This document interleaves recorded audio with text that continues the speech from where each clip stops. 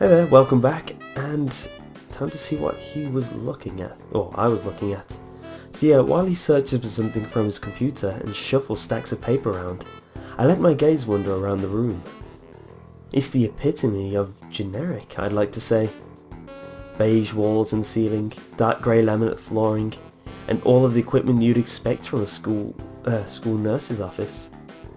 Even the ridiculous educational posters are hanging on all four walls, reminding me to eat properly 3 times a day, and from all the food groups. Smiling, the nurse draws a thick file from a stack of similarly thick files and opens it. So, you're ready to have a already have medication for the arrhythmia. Just remember to take your pills every morning and evening, or it won't be much help.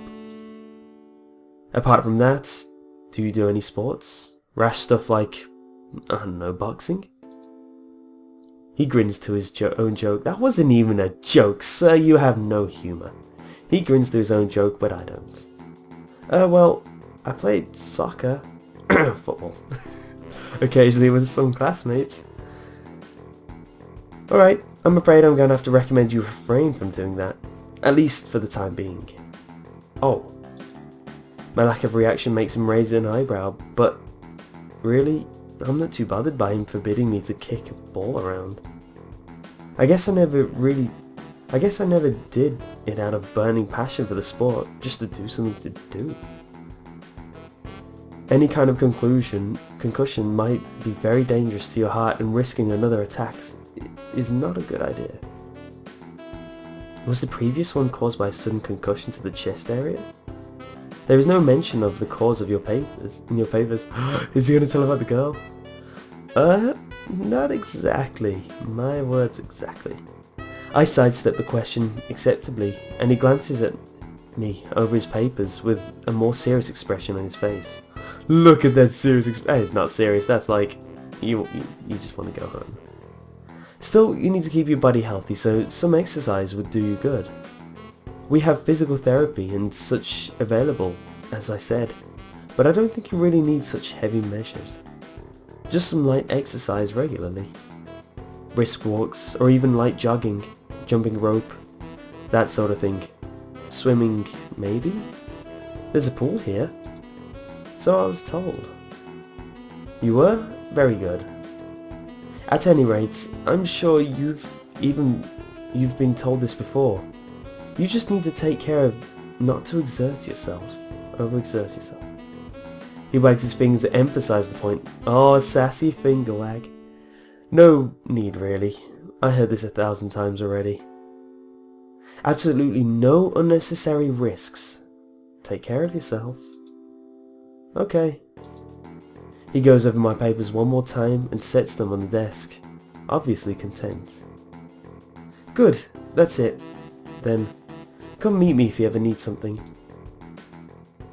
I'm ushered out before I even realise it. A quick visit indeed. I end up standing in front of the main building and the auxiliary building, although to my eyes they still look one and the same. At first, it's the first real look I get at the other students, so I watch people coming out of the school, going towards the gate or the dorms. Everyone seems to know where they are going.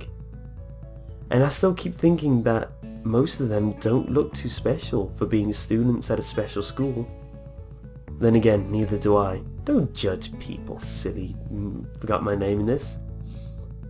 Does that make me one of them? One of us? I should go somewhere too, to prevent me from getting lost. It's around dinner time, but I feel tired instead of hungry. The weariness in me only grows as I trudge towards the dorms, set a little way apart from the building complex. There is a garden of sorts between the school and the dorms, shrubbery, flowers, and the overbearing smell of fresh cut grass that fills the atmosphere. That's a really nice park. It dawns on my tired mind that the smell feels novel because I haven't been outside at all for so long. The dorm building is big and made of red brick, like the others. It feels way too pompous for what it is. So I push forward, going inside. I wonder if I have a roommate. It takes more time than necessary to fish out the key I was given from my pocket. Room 119. Despite the ornate exterior, the interior of the dorm is fairly new, functional and boring. Just like the main building, the halls and doors are wide to accommodate wheelchairs. The same goes for the elevators at the ends of the hallways. I poke my head around the corner of the common room door. Inside, a few students are watching the television. One nods and gives me a quick hello before turning back to the TV. Seems that the only girls around here are sociable. Seems that only the girls around here are sociable. I've had that so many times before. I went to a meeting, I don't want to say anything, but yeah, it's just, I find girls are actually sometimes more social than guys.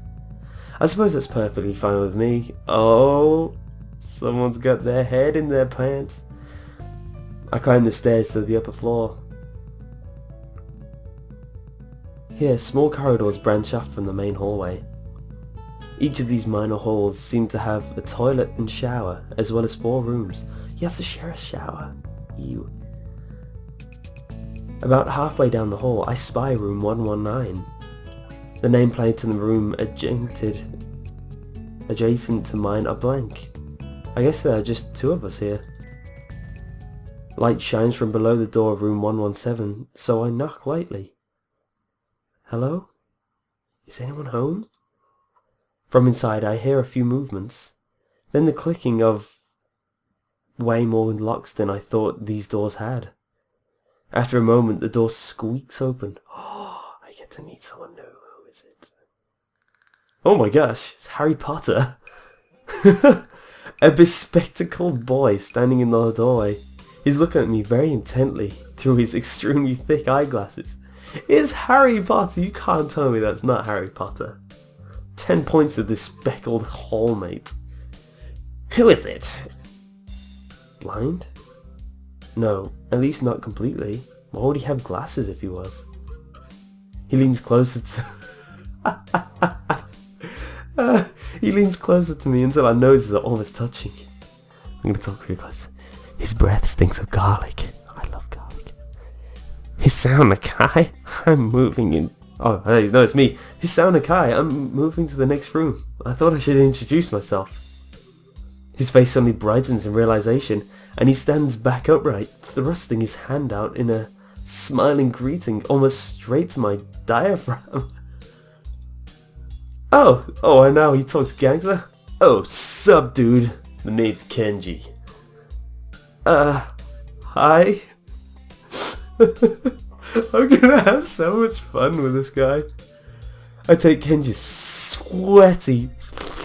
sweaty hand and shake it.